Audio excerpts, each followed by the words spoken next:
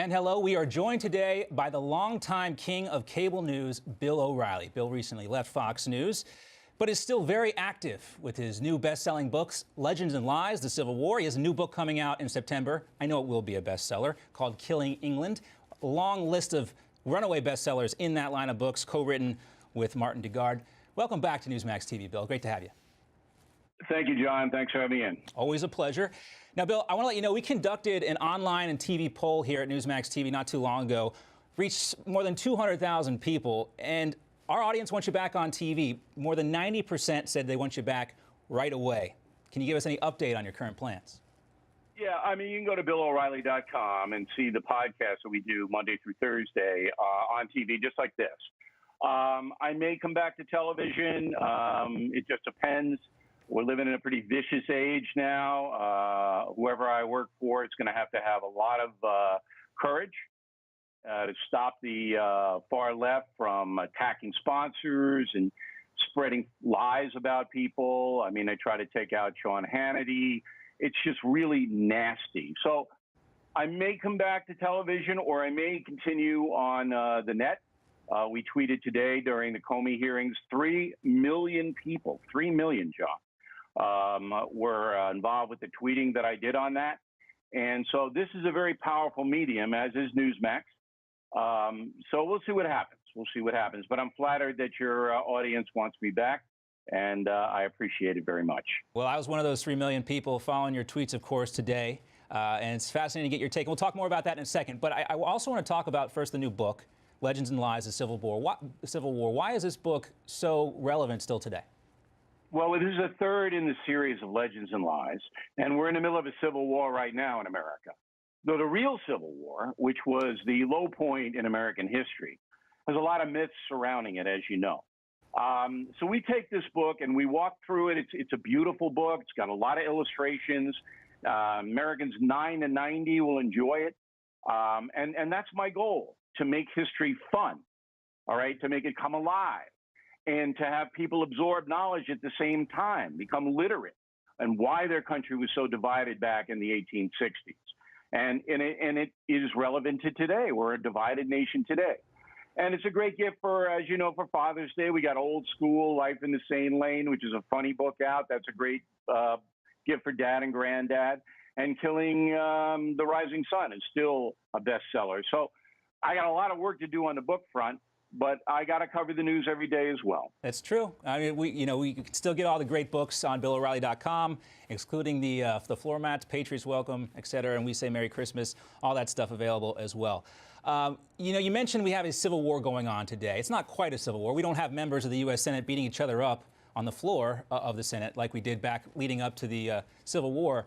But we do have a very divided nation. How do we overcome that? Because we got a lot of things we need to get done.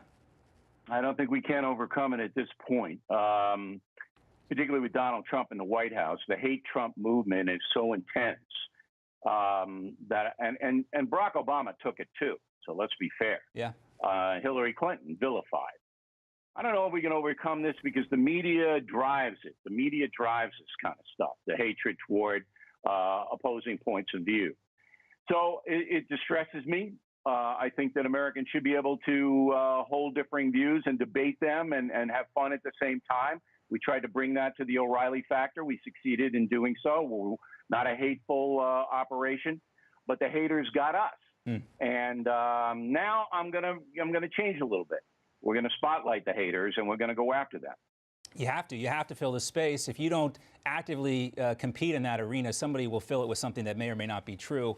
And you've seen all these reports in the New York Times and the Washington Post, all citing anonymous sources. Why do you think it is that they are so obsessed with trying to take Donald Trump out?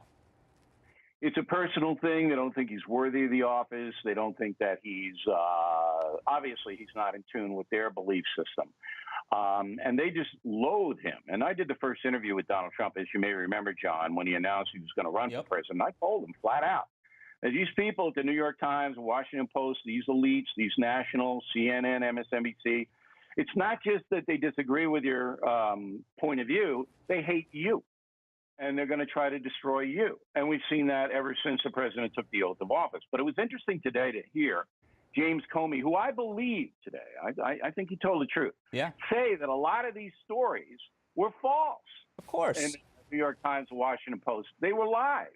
But he, as the FBI director, couldn't go out and refute them. That disturbed me a little bit. And then he leaked stuff himself to the New York Times. We'll get to that in a moment. That I was really astounded by that. Right. Really disturbed me. And that story is being de-emphasized by the press right now. But we're going to make it a big centerpiece of our analysis today on BillO'Reilly.com. Okay, we'll encourage folks to check that out. We hear a lot of talk about impeachment. Do you think these threats made by Democrats, do you think the impeachment threat is real? Not now, because after Comey's testimony today, there really isn't any grounds to continue with the hysteria against President Trump. He made some mistakes, the president did. Number one, he met with Comey alone. Never, a president can't do that, can't be alone with anybody. Number two, he did say, and I believe he said it, that can you lighten up on General Flynn after General Flynn was fired? Can't do it. Right. Now, did he do it for personal reasons because he felt sorry for Flynn and his family? Or did he do it because he didn't want the Flynn stuff to be fully measured in the press? Nobody knows. Nobody knows. I think if we learned anything today, it's that Donald Trump from time to time is going to act not presidential per se, what we're used to a president acting like. Well, but he's got to protect himself. Mr. Trump has to protect himself. And he's got to understand that a president saying to the FBI director, can you lighten up, it's going to come back to bite him, which it did. Yeah. But the intent, even Comey admits, the intent, we don't know what the intent was, and Comey didn't report it. It kept it secret, wrote some memos about it to cover his butt. But that doesn't rise to any kind of action other than it was a mistake. Right. Indefensible behavior by the president, perhaps, but not impeachable by any account. We talked about Michael Flynn. You can't bring a case against anybody for saying, gee, I hope General Flynn or anybody else, I hope he doesn't go through the grinder. Yeah. You can't bring a criminal case about that. Well, I don't mean to put you on the spot here a little bit, but I've been missing the talking points memo. Can you give us kind of an ad-lib talking points memo on what you think about the hearing today? Yeah, sure. It starts out, and I have all my tweets here, with a basic statement by Senator Mark Warner, who hates Trump, saying that there were contacts between the Trump campaign and Russia. That's not at issue, number one. He didn't back it up, Warner, number two. It's collusion, not contacts. Collusion in the sense that anybody in the Trump administration or his campaign would be working to undermine the Hillary Clinton campaign. No evidence of that. Okay, so right away, Mark Warner distorts the record. And then we get into Comey. As I said, I think Comey told the truth factually. His opinion is his opinion, so he says, well, we were really mad that the FBI was disparaged by Donald Trump and it was a lie. Well, it's his opinion, and Comey's entitled to it. Sure. But I think he testified honestly about the timeline and what happened. Here are the headlines.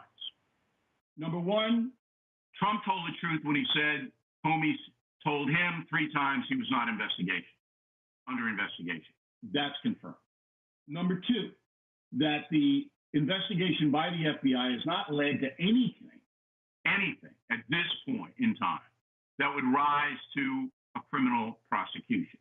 Number three, that Russia did meddle, that Russia did try to create chaos in the American election. All right, so all those things now have been confirmed by Comey. Then we get into the Flynn thing. Flynn had inappropriate contacts with Russia, okay? The vice president found out about it. Flynn lied to Pence, and that's why Flynn was fired. After the firing, the president had a conversation alone with James Comey, huge mistake, where he said, okay, Flynn's out, can you lighten up on this? Inappropriate, should not have done it. But that's it. That's it. That's what happened. Now, then we learn that Comey himself, because he was disturbed about that conversation, wrote memos. They call it contemporaneously. So he takes his pen and he writes it down and he discusses it with his guys at the FBI. But they decide, look, we don't know what the intent was, so we're not going to report it or we're not going to do anything. We're just going to put it in the drawer. But Comey didn't put it in the drawer. Comey gave it to a friend of his in New York City who leaked it to the New York Times. And he admitted today that he leaked it. He just had no problem with that. We have all this trouble with leaks now, and he was just sitting there defiant. I leaked it. But right. And the sluggish senators didn't all go, what? They just let it go, and it's outrageous, and here's why. Comey knew the New York Times hated Trump. Comey testified today under oath. The New York Times ran fake news stories about him, about Trump, that Comey knew were false. But Comey said, well, I couldn't say anything. So he gives these memos to his friend. That never should have happened anyway. His friend is entitled to see FBI confidential memos. Yeah. They weren't classified, but they were confidential. Okay? And the friend gives it to the New York Times. The FBI director does this. That's basis for firing. Maybe Trump found out about that. I don't know. But if he did, he'd fire Comey on the spot. You can't do that. You talked about the power of Twitter, the platform that it offers you. It obviously provides a powerful platform for our current president, but some of Trump's friends are encouraging him to stop and throttling back on his tweets. He did not tweet during the James Comey hearing. Do you think that the president should stop tweeting? Well, he didn't tweet because he didn't want to interrupt my tweets. All right, that's why he didn't do it. That was nice of him. Look, I never in a million years thought I would be doing tweeting, but it is when you get 3 million people, as we had today, reading them live time, which he's got to be fact-based. The problem with President Trump is that he doesn't base his tweets, many of them, on facts. And he's the president. He can give an opinion, and it's okay. But if his opinion is based on false information, he's going to look bad, and he gives his enemies ammunition. You know, the mayor of London thing is the best example. The mayor of London was warning people in his city about the increased police presence. And he was saying, don't worry about it because it's not out of control. Trump took that a different way, tweeted out, and then gave his enemies all of this stuff. And that's the problem with it. If you're the president, you're going to tweet, you got to make sure that your tweets are fact-based. Yeah, and there were some issues with the tweets he sent out about Qatar, too, which caused some head scratching. And so maybe he just needs somebody who can take a quick look at him before he actually hits a send button. Everybody needs an editor. Exactly. And he needs one on that is true. Everybody needs an editor. Let's talk a little bit about your removal from Fox. You recently described it as a far-left hit job. I listened to your interview with Dom DiGiorno. It's all linked perhaps to anti-Trump activities. Do you have any new information on this front? We have a lot of information, John, but I can't. My lawyers are begging me not to say anything because we're going to drop it in the next few weeks, and it's really, really stunning how organized that was and what these people did. But I can't really. I want to let the legal people handle this.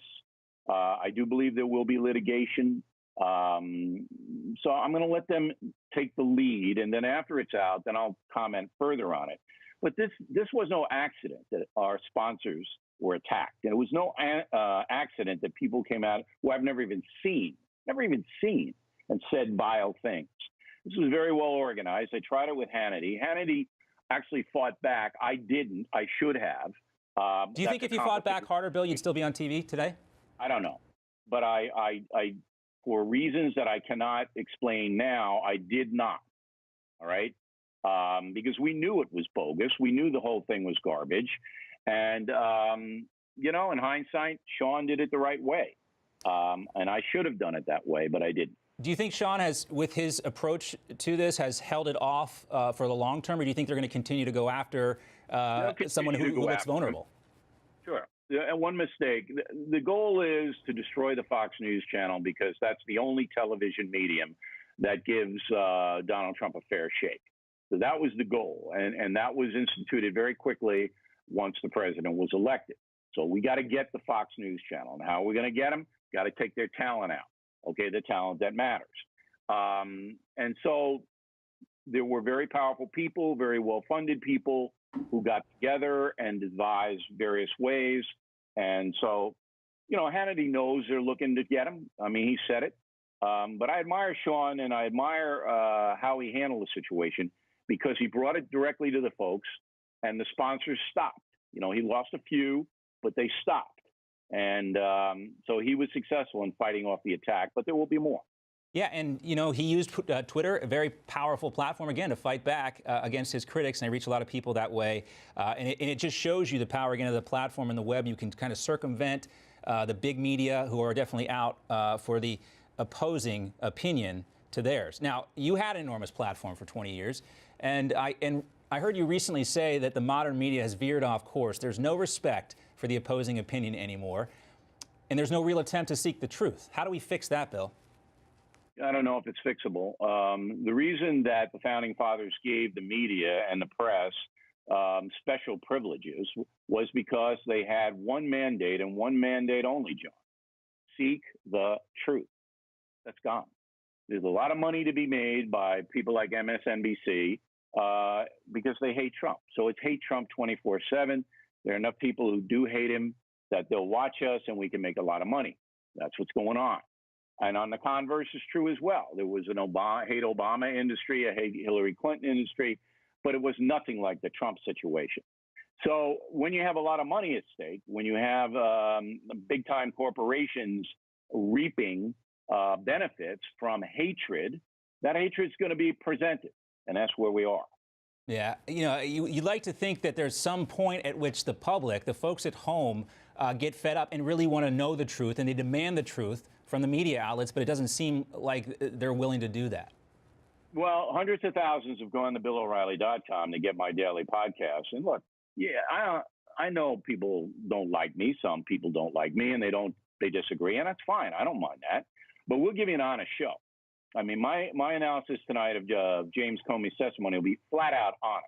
No spin, not trying to help Trump, not trying to hurt Comey, not trying to do any of that. It's straight. It's there. You can listen. It's fact-based, and you can agree or disagree. We want disagreement. So hundreds of thousands have come into BillO'Reilly.com, and they're listening to the podcast. As you point out, the power of the internet is just amazing. Well, you seem resilient and ready to bounce back. You mentioned Father's Day. The premium membership to BillO'Reilly.com is a great gift, but also, of course, Legends and Lies Civil War will be a great gift as well. And I like writing the books because, particularly for younger Americans, they don't know anything about history, John. They just don't know. So Killing the Rising Sun is a terrific book about the last days, how America defeated Japan, the atom bomb, all of that. Next book will be, as you mentioned, Killing England, the brutal struggle for American independence. People don't know what George Washington was like, really. They have no idea. You think George Washington would have made it today with the modern media? He didn't exactly have a good run of it in the beginning of the Revolutionary War. And he was a very stoic guy, not confrontational. None of them liked the media, by the way. None of the founding fathers liked the media. Yeah, folks today went and read some of the things that were said about, John Adams and Thomas Jefferson. I don't know if today's politicians can handle that kind of flack. I have to be grateful about my life because my success on the Fox News channel brought me all the book contracts, and it brought me the forum to talk to people like you. It got me into a situation where I was able to provide for my children. And so I got to balance the good with the bad. And as I said, everybody's life has bad things. You got to endure. I will. Well, we know you will, Bill. We need you back on TV. Look forward to hearing more from you, Bill. And, of course, everybody can check you out every night at BillO'Reilly.com. And, Bill, one personal thing, if I could just ask, I missed the word of the day. Can you give me a word of the day? Do not be meretricious. Okay. All right. Look it up at home, folks. Meretricious. Listening to Newsmax. So you got to get the whole thing. Do not be meretricious. Okay. When listening to Newsmax. All right, Bill. Great talking with you as always. Have a great day. Okay, John. Cheers. And thanks, everybody, for watching Newsmax TV. Good night.